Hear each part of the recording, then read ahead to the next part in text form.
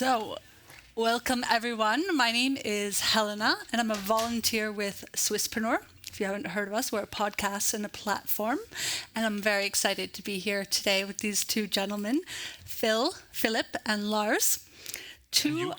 And Yuki, sorry, down here in the corner. Two of the 5 co-founders of Yokoy, which has become one of Switzerland's most visible scale-up stories after having grown from 5 to over 250, 300 people on the team today. And after having raised over 100 million, it's hard to even imagine this sum in my head, through investors like Sequoia. And most recently, in 2025, Yokoy was acquired by TravelPerk, now Perk. And so today I want to go behind the scenes of scaling to uncover some of the less visible tensions of hypergrowth. But before we get into that, I want to set the scene. Now, many of us might not have grown up playing founder as we did playing police officer or playing doctor as kids. We might not even have thought of that as being a possibility. And I want to start by asking you two to think back to your childhood. What were you playing? Do you remember what you wanted to do when you would grow up? Yeah, I think an entrepreneur is always an entrepreneur, isn't it? Mm-hmm. Even though you might have dreams of doing something different, and even as an entrepreneur, you might have dreams of doing something different. Mm-hmm. I mean, one of the great skills, or something I really love when I talk to entrepreneurs, is they're typically very optimistic. Mm-hmm. They want to do stuff. They want to learn stuff.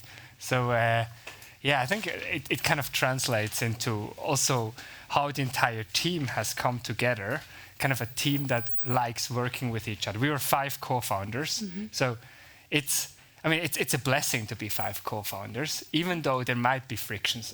If you have more than one person, there's always friction. Mm-hmm. But we had skills that were different, so that was really, really helpful. And we always had big dreams. They might not have been the exact same. But I think the question is your childhood dream, no? It changed.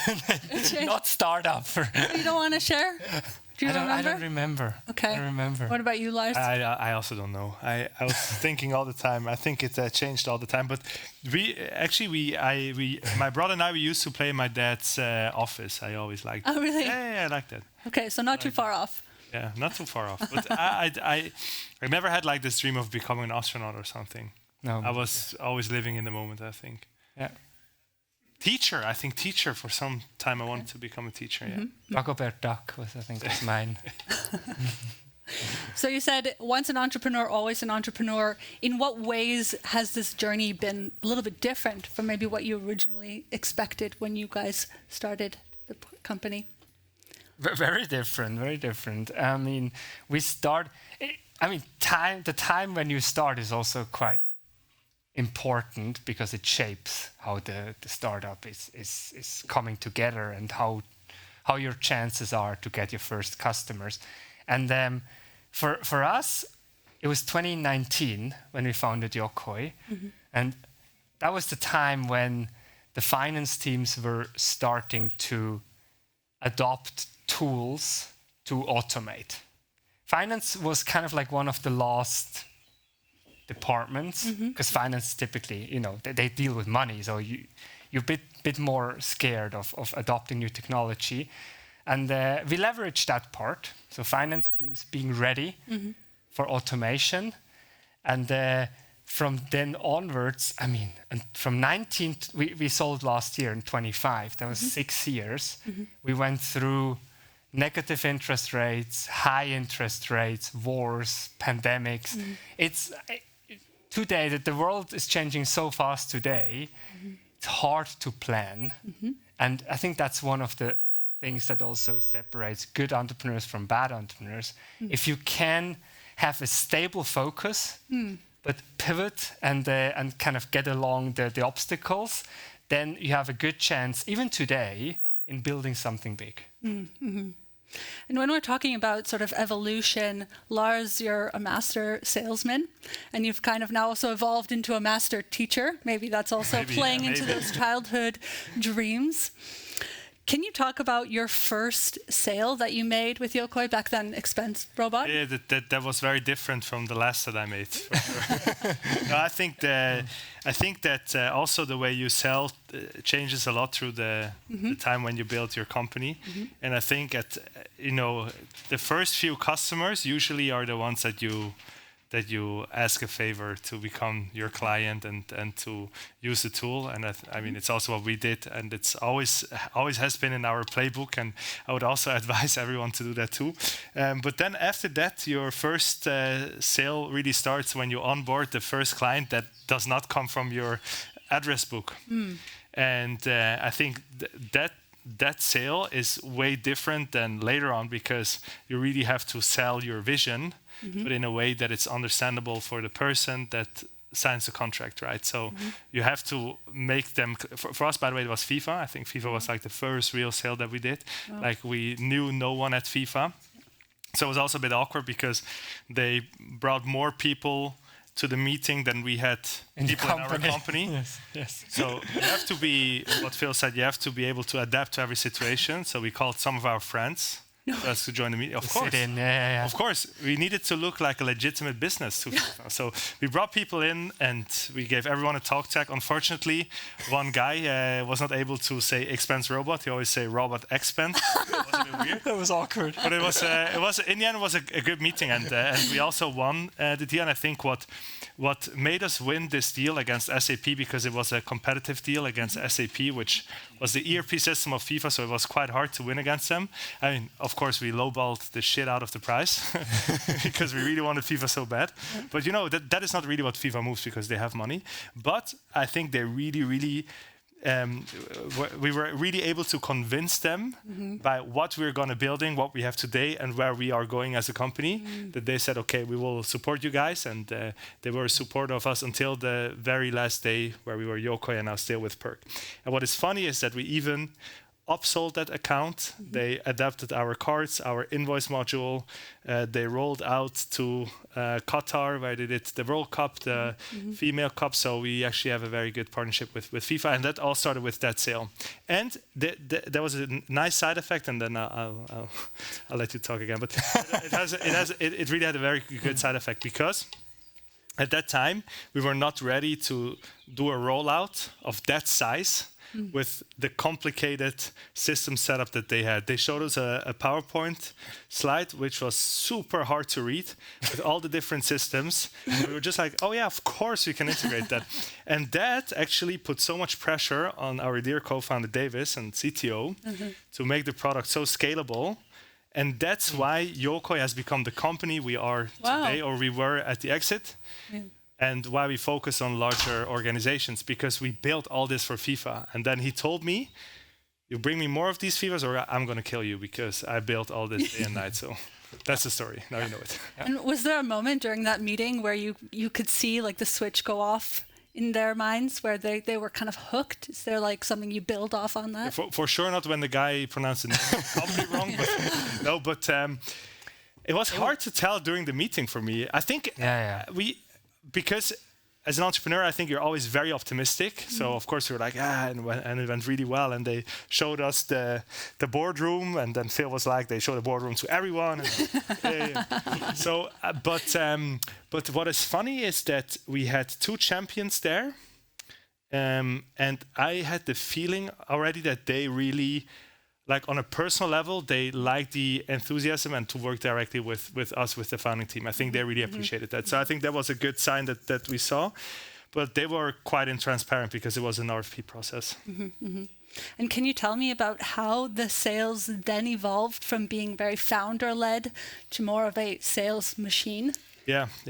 Okay, I keep this one short. So we started a new business, Phil and myself, called Zero to Exit. Okay. And that's also where we share everything around our sales playbook that we implemented at Yokoy. So I think that is like one of the main parts of the course that we have built with Zero to Exit, because we saw that most startups actually struggle with that. I think it's always easy to do the founder-led sales, because you have a very unfair advantage to anyone in your organization selling, because you can always say, I'm the founder, and then it's going to be easier for you to sell. So the people that you hire, they will always have it more difficult than you. And the great people that you hire, they will position themselves as if they are founder of the company. But I think that the job that you have as a founder transitions from selling yourself to enable your organization to be able to sell and to give them everything they need to sell. And I think that has become way, way easier today with the help of AI, Claude. You can have all your meetings transcribed, upload it to Claude, and then find out, okay, what are the words that my prospects are always saying, and then build that into your messaging, into your playbook. How do you handle objections? And that is way easier today than it was back then. But we really had a living sales playbook. And later we also hired Winning by Design, which cost a ton of money, like 200K, to really make this like very formal and to drive it through all the countries that we had in order to make it really scalable. And I think that was also one of our recipes for success in our go-to-market motion, to really have a sales process like in all the different countries, but the process was always the same, even though we had very different regulations in Germany, for example, than in Switzerland. But then we really invested in scaling that up, Yeah, it is the people. I mean, Winning by Design and so on does help structure the process, but it's the people that make the difference. And as Lars said, it's really the people that also kind of put themselves out as they were founders. And there was one meeting I remember, our head of sales in Switzerland, Marcus, and we met the CEO of On Shoes, because there was one of our customers. And he actually thought that Marcus was the founder and I was the sales guy, because he saw me probably the first time, and Marcus was constantly interacting with him. And this is absolutely right, because Marcus was the head, so he was the kind of the founder sales Switzerland. Founding employee, basically. Yeah. Founding was employee, our first hire. First hire we had, and it doesn't really matter. He put himself as he was a founder. He protected the customer, and that's also what founders do. They want to do the best for the customer, the best for the company, and finding that balance is extremely difficult. And authenticity as well that you bring forward during the sale. And passion. Yep. Passion. I mean, if you call Marcus at night, he would pick up. I mean, this is kind of the passion he has, and same for us. So I'm a big visual learner, and when I think of scaling, I think of a balloon being filled up with air and blowing and stretching out. And obviously, the more air that gets filled, it stretches thinner and thinner. And I'm wondering if you could tell me a little bit about how you managed, or how you recognized that maybe your resources were wearing thin, and how you experienced that initial growth without that balloon popping. Yeah, when you said balloon, I thought it would pop. Hopefully not.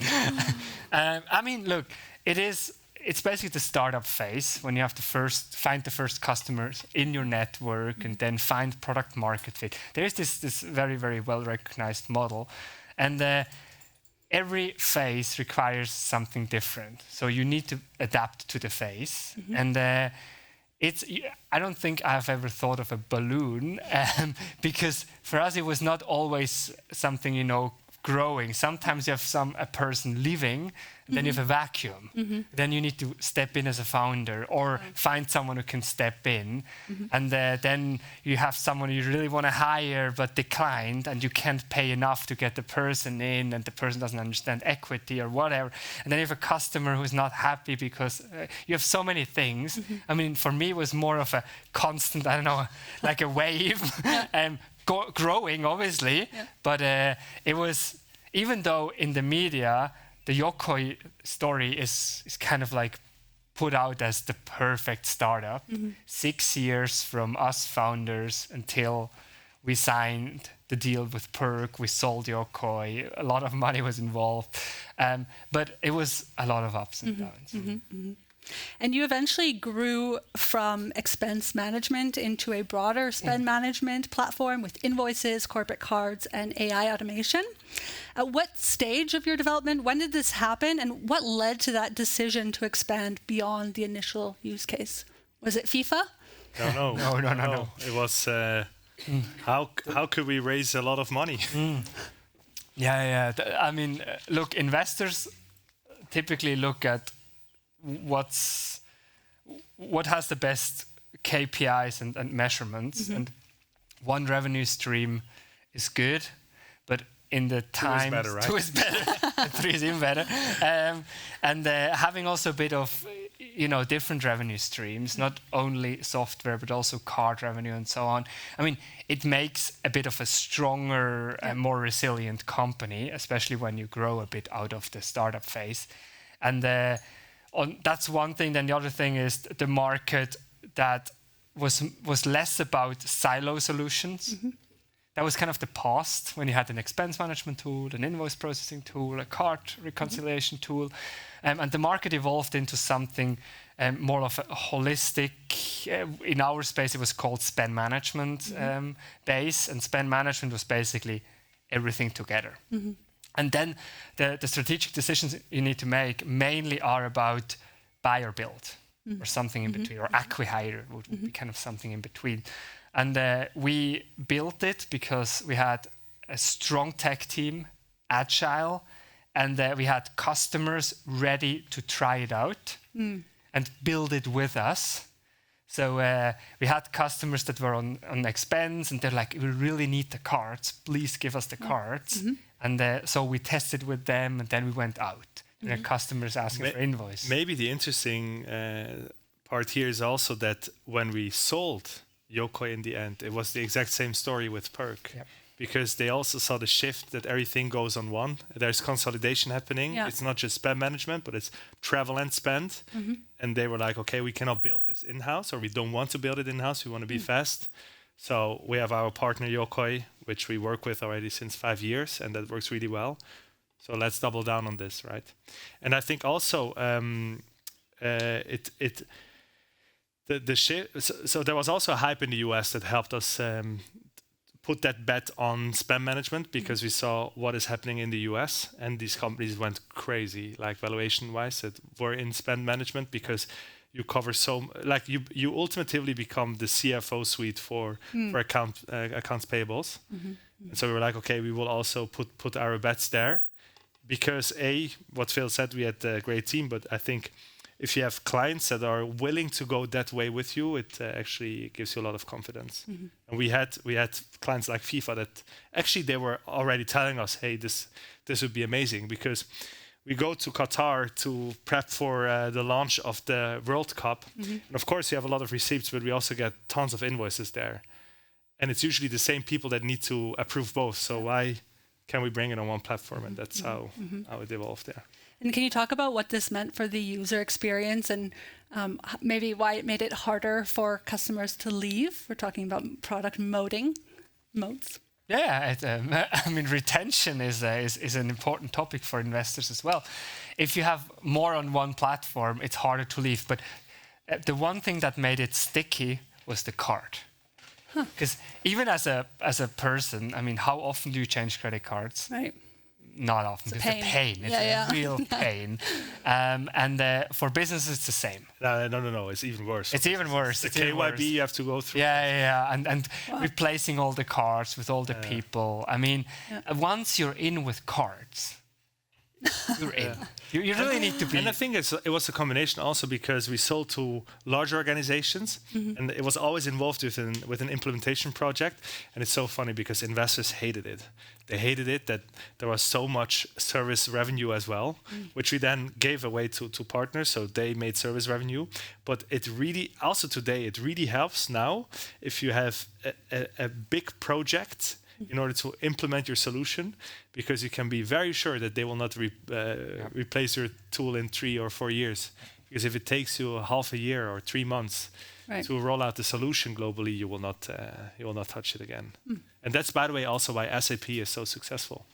Because try to replace SAP if that's in business for 20 years. Good luck. Yeah. And can you talk about building the team? Like, what is the timeline when you guys started hiring new people? Is that around the same time? What was that decision like? Were you sitting down and saying, okay, we need 200 employees now, and this is the structure we're going to use? Or was it just one thing after the other? We always had a lot of open positions. And because, I mean, once the ball starts rolling, it's so hard to keep up. I mean, today with AI, you could probably be more efficient by not always having to hire a person. But back then, we had to hire people for everything. Implementation. It was very easy from go-to-market perspective, actually, because it's very numbers-driven. You know, okay, we had, let's say you have 4 million in ARR, and now you need to triple, you need to go to 12, so you need to add 8 million, and then you understand, okay, what is a quota that one person can carry, and then you scale it up. And then what's the average? It's actually very simple for sales, but then for tech, there's a lot of positions you need to hire, and I think. Also what we did, and I would also recommend still today to everyone, is to always have these key positions like salespeople or developers, always have them open. Always be open for talent. Okay. You know, if someone great, if a Marcus comes to you, you will hire. You want to hire him. Exactly. Yeah. No matter where you stand. So I'll be talking to you guys afterwards for Philip, you guys raised some serious capital, including 80 million Series B, led by Sequoia.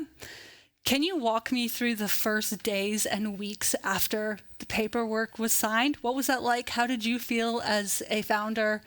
Were you sleeping at night? What was that experience? I was sleeping well when the money arrived. I mean, look, at the end, looking back, putting money at work efficiently is extremely difficult.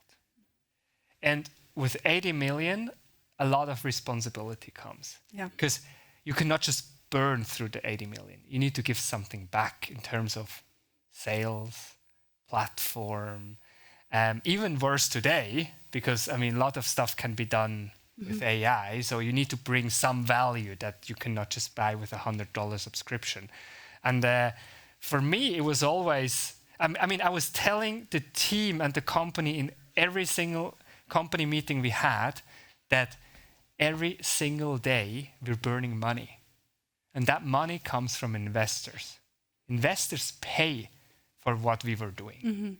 So there is a responsibility we have as a company to give something back.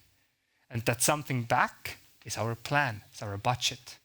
We need to bring sales, we need to make the customer happy, we need to add value for the customer, to have kind of like that sense of the customer staying, that resilience as a company.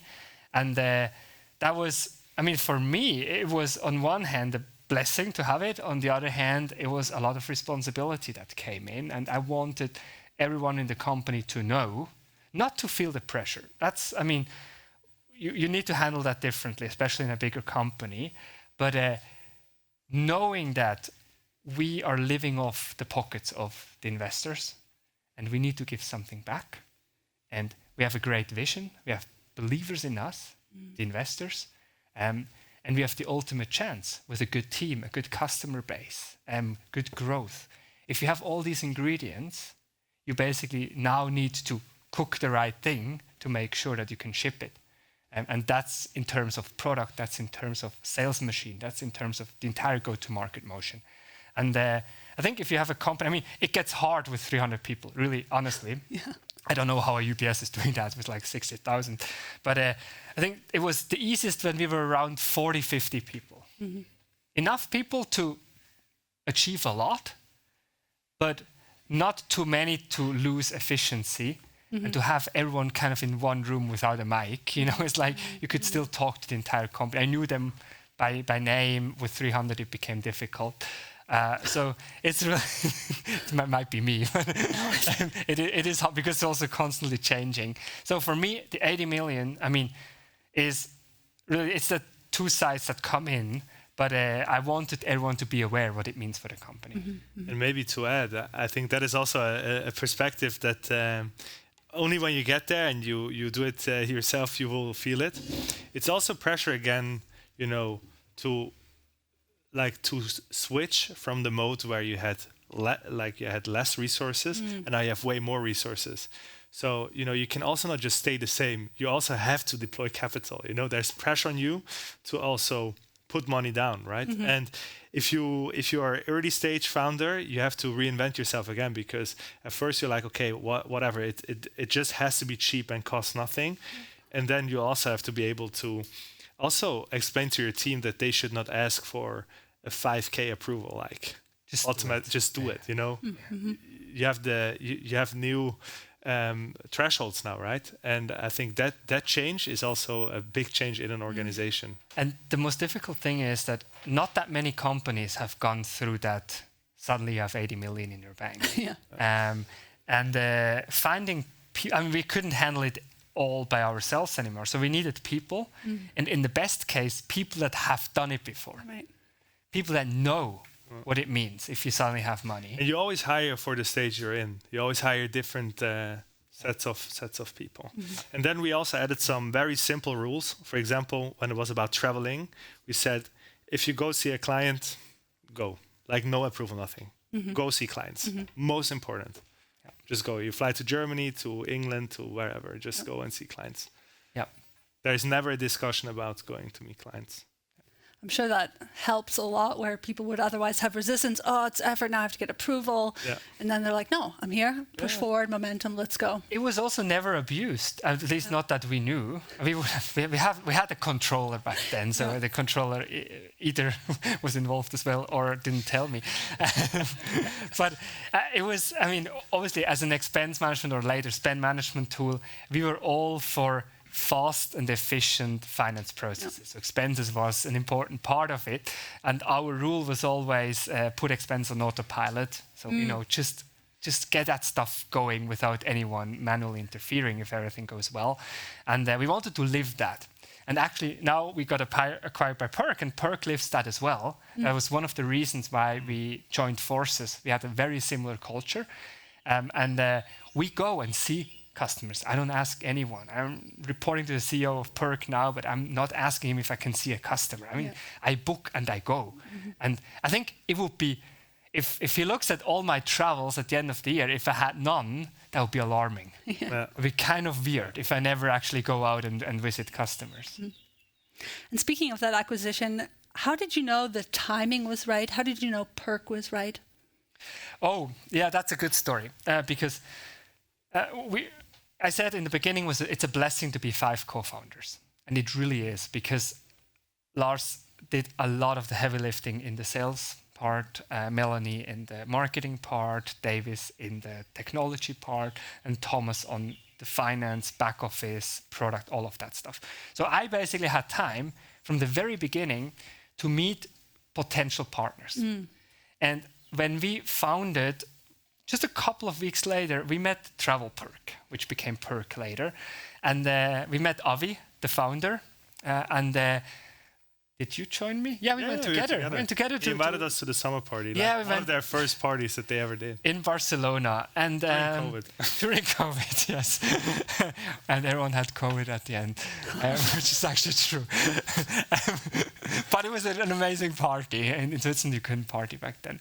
And what we did was basically trying to find partners that wanted to grow with us. And they were also small, but the most important thing is we liked Avi liked us. It was that personal relationship. You want to have you know what's funny? Because coffee. We were just talking before, and then I told you, because we were talking about your sports career, and then I was saying you can only connect the dots looking backwards. If you look backwards, that's how the relationship started, that then led to Perk acquiring us. Because from that moment on, they invited us to the summer party. We had a very good relation. We started to connect, like also on different, like I started to connect with the CRO of Perk at that time, and then Marcus and my people started to connect with their seller, and then that's how it all started. And at one point, it just made sense that we would. The technology started to connect. Well, good interface. It all. We had a lot of other cool people we met along the lines or along the journey as well, and we tried to always figure out whether we could work together at one time. Either we acquiring them, joining forces, they acquiring us, doing a joint venture. There's so many options, and lots of people are open for that. And it was really the key point for us, spending time in person with them in Barcelona, in Zurich, everywhere. And then there was a trusted relationship. So when they bought us, they knew what they would buy. They knew the team, they knew the technology, and they knew us. Is there something that could have been a red flag, like with your other interactions? Would you have spotted something and you knew right away this wouldn't have been a good match? I mean, with especially such a fast-growing startup, it's hard to have a good match. Imagine an SAP acquired us. Oh my gosh! I mean, like approvals for everything. I mean, being in a corporate structure. But we already figured out working with them. It's already very difficult. And then when I look back, like how was the collab with Perk? It was way easier, very organically and like-minded people. So I think you spot that really fast. So you mentioned briefly this idea that hindsight is 20/20. We always see things a little bit more clearly when we look back at them. Is there anything that you look back at now as sort of the good old days? I mean, you mentioned the sweet spot as being maybe 40, 50 people in the team. Would you go back to that if you could? Is that like taboo to say now here? I mean, the exit was great. I think it's hard to say would we go back, because then we would have to do all the work again. So I think what I think I can speak for both of us. Would we do like a journey like this again for 100%? Yes, for sure. But we would do a lot of things differently. And I agree. I think the best size to be in as a company is 20 to 50, I think. And even now with AI, you can be smaller teams. And the funny thing is, if I look back, I enjoyed every single stage. But the one I enjoyed most was like at the very beginning, because it's a very special feeling, like your first clients and then the first hires you do. Because the first hires are people like Marcus, also in the tech team, in back office.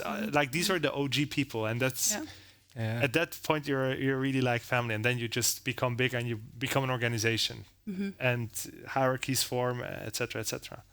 I think a lot of the time we approach life sometimes as like a when-then. So when the deal is signed, then I'll relax, then I'll take holidays, or then it'll be enough.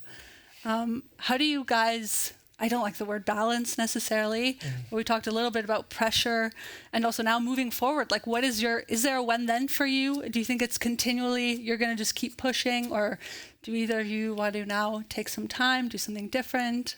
So Phil's when-then was always to sell coconuts in the Philippines. Which I will never do, probably. I mean, no, I think it really comes down as an entrepreneur. You like what you, I mean, at least that's what I believe. You like the pressure. You enjoy that. I mean, if it's always 100% pressure, it's obviously difficult. But you need to find something for yourself to kind of rebalance. If you have that balance in your life, which I honestly believe a person can only find themselves, and it looks different for every person, 100%, then you can be happy working a lot. That's my opinion. And that's why we founded Zero to Exit right after the exit of Perk, or of Yokoy to Perk. We are investors in a couple of startups. We're sitting on the board of a couple of startups. We are at Swisspreneur supporting. So it's the stuff that's fun. I mean, we like doing it. We like meeting people. We like building companies, and that will never change. I don't believe. And I think the cool thing is you get to then really choose who you want to work with, and you get more flexibility. But it's funny because I think these like when-then, I think everyone has it a bit. For me, it was to travel in Asia, but then even after 4 weeks, you're like, okay, yes, it's okay. you're okay to go back to work. Great. Well, thank you very much. I'd like to open it up to the audience for questions. If anyone has one, I will pass you. Are we on? Not yet. Thanks. Thank you. I have a question regarding the ideal size. You talked about 40, 50 people. Did you ever have the situation or think about not growing any further, not scaling any further? And if I may ask, when was the point that you had black numbers? So when there would have been the option to not take the next investment round and just stay with that amount and just work and enjoy? We never had black numbers. Not one single We day. could have had one day. Yeah. I mean, for us, it was all about... For me, what's inspiring is the Facebook story. I mean, Facebook burned so much, or Meta burned so much money, and then within, I think it was 3 quarters, got everything back. So it's like, it's follow that big vision and that big dream, and it's not for every startup. But when we set out in the very beginning, I said, we want to do the Facebook story. We want to invest. We will never have black numbers. Whenever we earn a single dollar, we'll invest it in growth again. We go to the next market. So that was our goal. Back then, the investors loved it. Today are different times. Today, investors expect you much more to be in a position to, especially when the economy gets shaky, to basically take a step back and get black numbers for a couple of months. I mean, there's no right or wrong, but the most important thing for me is that you don't change too often and everyone is aligned.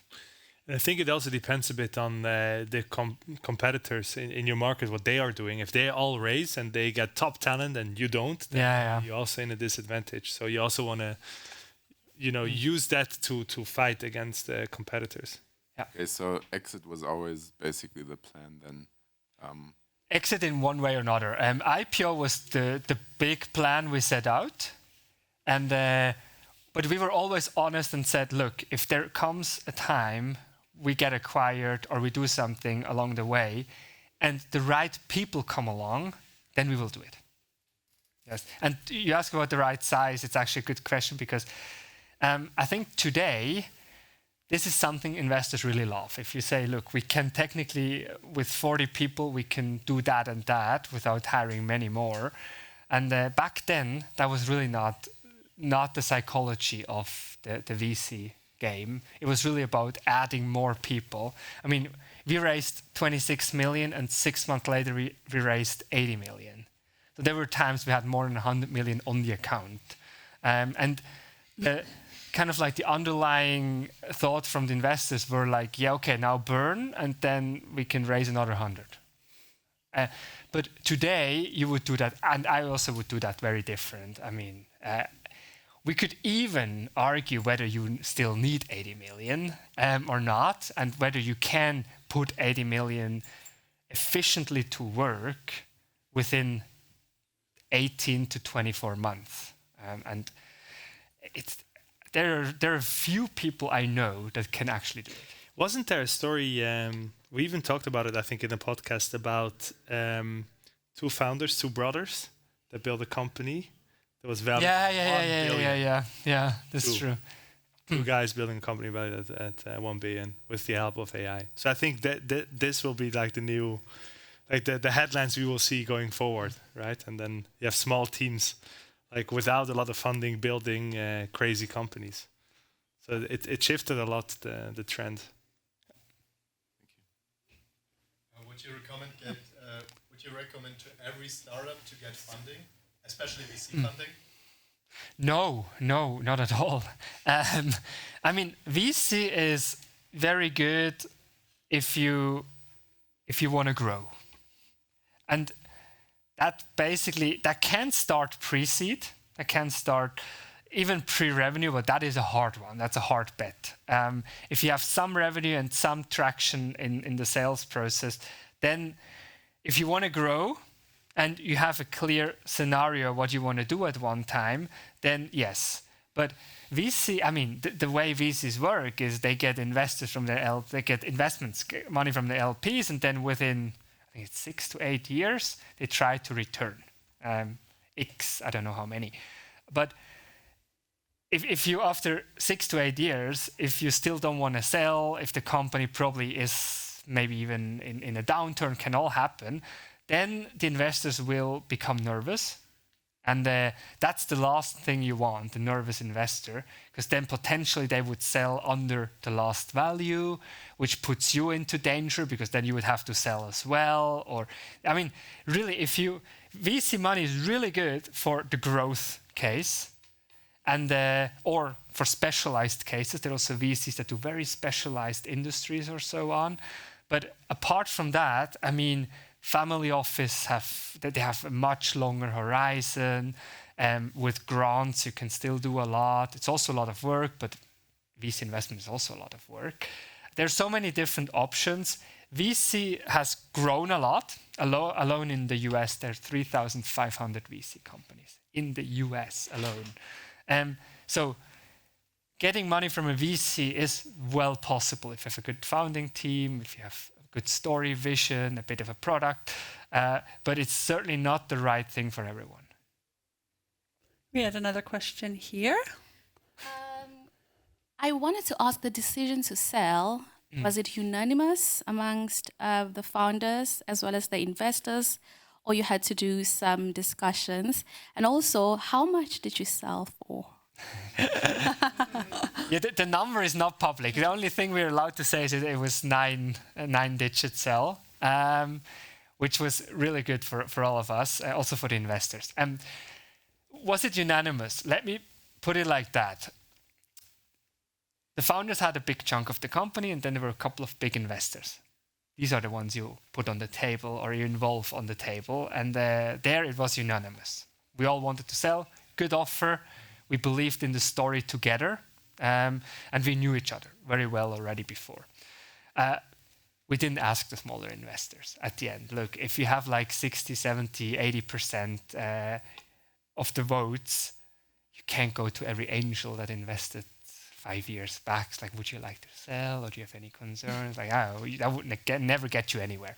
So the big investors, really happy. Founding team, really happy. And so basically we said, we are going to make the story, and then we sold. Yes. Last one. So what did you do that made investors take your guys' company seriously before you gained traction? So we actually, when we raised the first time, we already had a couple of customers. Was it around 300K revenue? Yeah, I'd say 300 to 400, yeah. 300 to 400. So that was within, I think, 9 months. We were at 300 to 400K ARR, annual recurring revenue. And with that, I'm not a fan of going out pre-revenue because so much can happen. And the valuation will be much lower because they will fairly tell you what if you can't sell to one single customer. So we really wanted to show that, and we didn't take any salary as the founding team for the first 12 months. We had a very small office in the Niederdörfli in Zurich, in a model agency, which was one room basically, cost us a couple of $100 a month. And we never saw any models in there. We never saw any models. Us? No, it was, and I mean, honestly, our fixed cost was nothing basically, super, super low. And that was the time we were profitable. That was the time we were profitable, yeah. And our first customers, and basically Google gave us credits, obviously, as a startup. So that was certainly the time, which was at the end, the best one for us back then.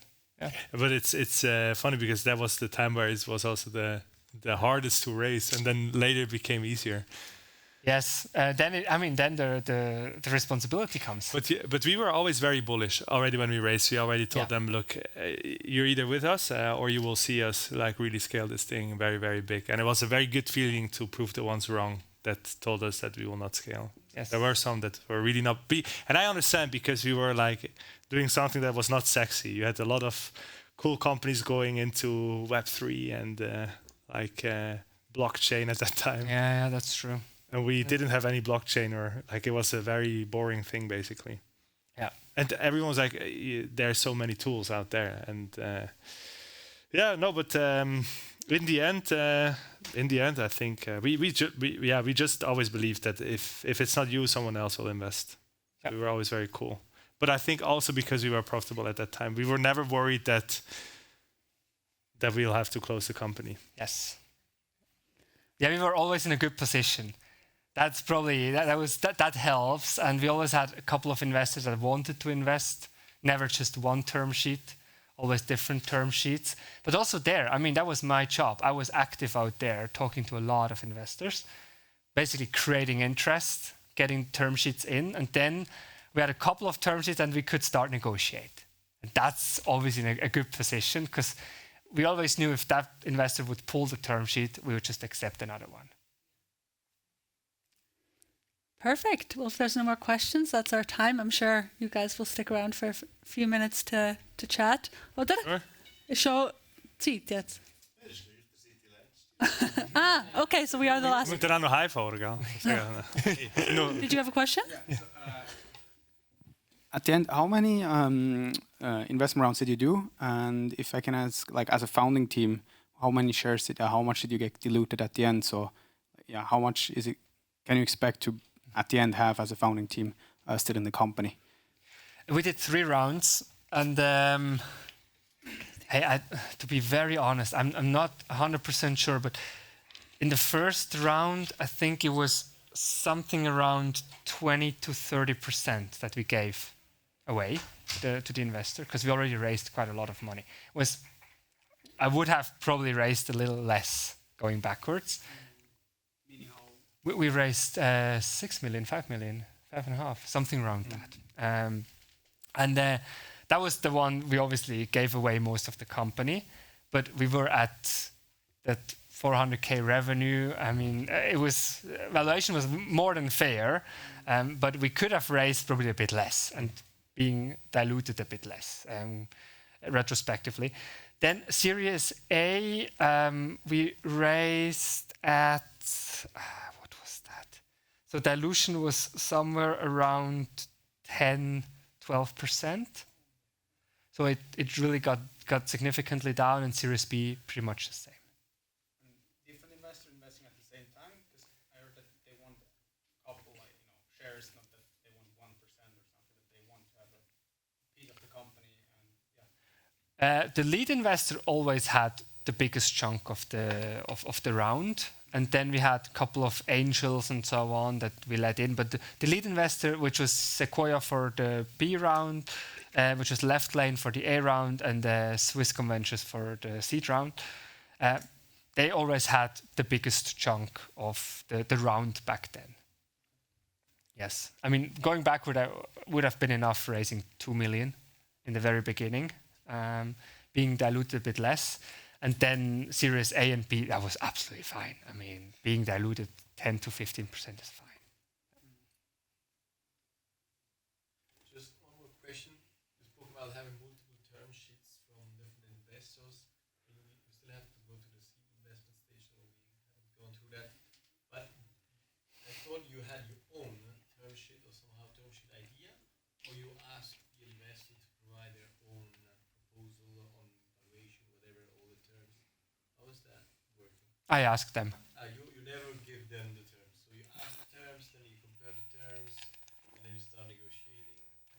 And I mean, the best investors give you short term sheets with few terms. What matters in a term sheet? It is valuation with the percentage at the end, what they get, what they pay for. It's liquidation preferences, and it's reps and warranties probably. What kind of that to get them safe? Then obviously you have a couple of things that might be interesting for them. Board seat or stuff like that. Not even a must, but it can be on it, and that's it. I mean, what else do you want to put on a term sheet? If you find yourself with those 5 points that are the most important ones, then the rest is just legal stuff. Perfect. Yeah, if you get a 10-page term sheet, send it back. Great. Well, I would do a little round of applause. Thank you for sharing your time. Thanks for coming. Thank you.